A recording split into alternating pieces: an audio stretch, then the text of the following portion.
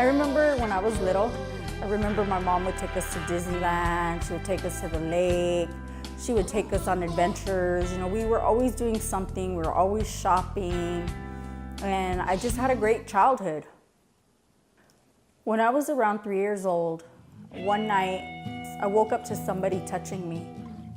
I was molested by a family member.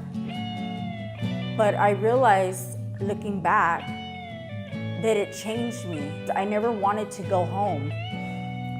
When I became a teenager, I started hanging out with the round crowd. I started hanging out with the cool people, you know, getting into even more trouble. I was drinking, I was smoking weed, I was sniffing paint.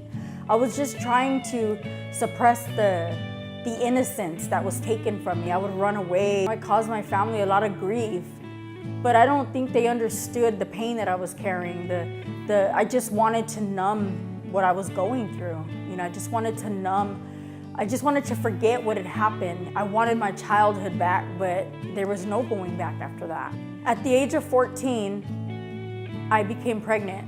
And because I was hanging around with the wrong crowd, I was partying, and by then I had already developed a name for myself. So I found myself alone, raising my daughter at the age of 15, not knowing how to raise her, not knowing how to take care of a baby. I remember that I would become depressed, I would become sad. I didn't know how to handle her, and she would be crying. And so I would shut the door and just let her cry so that I wouldn't hurt her, because I didn't know what to do. Just feeling such guilt because I was so high and I was doing it in front of her, and I knew that what I was doing was wrong. I wasn't taught that. I wasn't raised in a drug-infested family. I wasn't raised to raise my child like that. And I don't know where it came from. I just wanted to be a kid, you know, and I just wanted to hang out with my friends. One day we decided we were gonna move, and lo and behold, they had meth out there, and I ended up getting strung out all over again. I began to have thoughts of committing suicide. And I remember my ex had a gun, and he had bullets, and they were in the closet. And I pulled down the gun, and I wasn't one to play with guns. I was scared of them. And I pulled down the bullets, and I would just like stare at the gun, and I would stare at the bullets, and I would just battle, you know, I would be battling in my mind like I should just end my life. One day I heard about Victory Outreach, and I had heard before, a few years prior, about a church that had reached drug addicts like me. So when I found out that it was in the same city, we made some calls, and then me and my friend, we went. And that night, I remember being in there, and I was tripping out because all I ever knew was a Catholic church. I was raised as a Catholic, and I never experienced a church like this. I liked this feeling. I liked that I was crying.